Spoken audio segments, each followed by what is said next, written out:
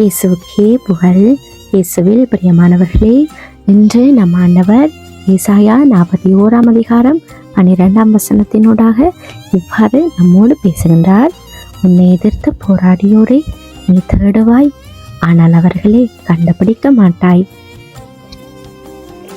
ஆண்டவர் இந்த அதிகாலை வேளையில அவரை தேடி அவருடைய வார்த்தையை தியானிக்க ஆர்வத்தோடு வந்திருக்கிற ஒவ்வொருவரையும் அவர் தன்னுடைய ஆவியினால நிரப்பி அவருடைய அன்பையும் பாதுகாப்புலையும் ஒவ்வொருவரையும் அவர் வழிநடத்தி வருகிறார். அதிகாலையில் நாங்கள் அவரை தேடும்போது நிச்சயமாக நாங்கள் அவரை கண்டடைவோம்.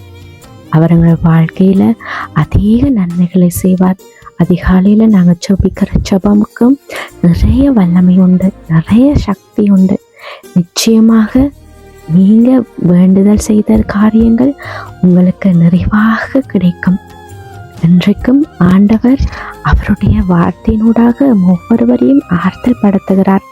தம்முடைய பிள்ளைகளுக்கு ஒரு வல்லமையான வாக்குறுதி அவர் இன்றைக்கு கொடுக்கிறார்.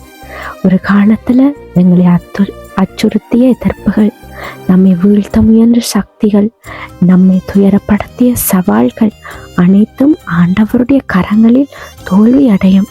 நாங்கள் அவற்றை மீண்டும் தேடினாலும் அவை நம்மை ஆதிக்கம் செய்ய முடியாத நிலைக்கு வந்திருக்கும். ஆண்டவர் அதைத்தான் நமக்கு இன்றைக்கு ஞாபகப்படுத்துகிறார். எங்களுடைய கடந்த காலத்தில் நாங்கள் அநேக சூழ்நிலைகள், சவால்களை சந்திச்சிருப்போம். ஆனால் நிகழ்காலத்தில் அவையொன்றும் எங்களை பின்தொடர்ந்திருக்காது. அதற்கு காரணம் ஆண்டவர் எங்களுக்கு எதிராக எழும்பும் எல்லா சவால்களையும் அவர் நின்று பார்த்து கொள்ளுகிறார். அவர் அதை எதிர்த்து போராடுகிறார். எங்களுக்காக அவர் யுத்தம் செய்து கொண்டிருக்கிறார். எங்களுடைய பிரச்சனை இல்லை, அது ஆண்டவருடைய பிரச்சனை. அவருடைய பிள்ளைகளுக்காக அவர் எதையும் செய்ய வல்லவராய் இருக்கிறார். இந்த காலை நேரத்தில் நாங்கள் இந்த வார்த்தையை தியானிக்கும் போது கடந்த காலத்தில் பயங்களையும் காயங்களையும் ஆண்டவரிடத்துல நாங்கள் ஒப்பு கொடுப்போம்.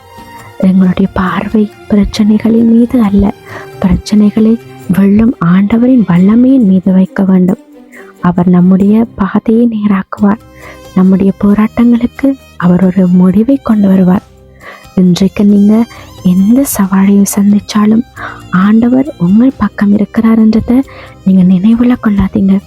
குடும்பத்தில் உங்களை எதிர்க்கிறாங்களா? உங்களோட காரியம் அவங்களுக்கு பிடிக்காம இருக்குதா? நீங்கள் நல்லது செஞ்சாலும் அதை அவங்க ஏற்றுக்கொள்கிறாங்க இல்லையா? நீங்கள் மகிழ்ச்சியாக இருந்தால் அதை அவர்களால் தாங்கிக் கொள்ள முடியலையா? நீங்கள் அதை எதை நினைச்சும் வருத்தம் கொள்ளாதீங்க. ஆண்டவருக்கு நேர்மையானதை செய்யுங்க, அவருக்கு பிடிச்சதை செய்யுங்க. அவர் உங்களுக்காக சகலத்தையும் செய்ய வல்லவராயிருக்கிறார். அதனால் நீங்கள் அவருக்கு மட்டும் பயப்படுங்க. உங்களை சுற்றியுள்ளவர்களுக்கோ, உங்களுடைய நண்பர்களுக்கோ, உங்களுடைய எதிரிகளுக்கோ நீங்கள் பயப்படாதீங்க. ஆண்டவர்கிட்ட பார்வையில் பயமில்லாத ஒரு பிள்ளையா நீங்கள் வாழுங்க. அவருக்கு கீழ்ப்படிங்க, அவருக்கு வந்த வாழ்க்கையை வாழுங்க.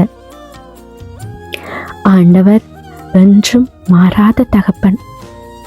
அவர் எங்களுடைய எதிரிகளை மறைத்து நம்மளுக்காக போராடுகிறார்.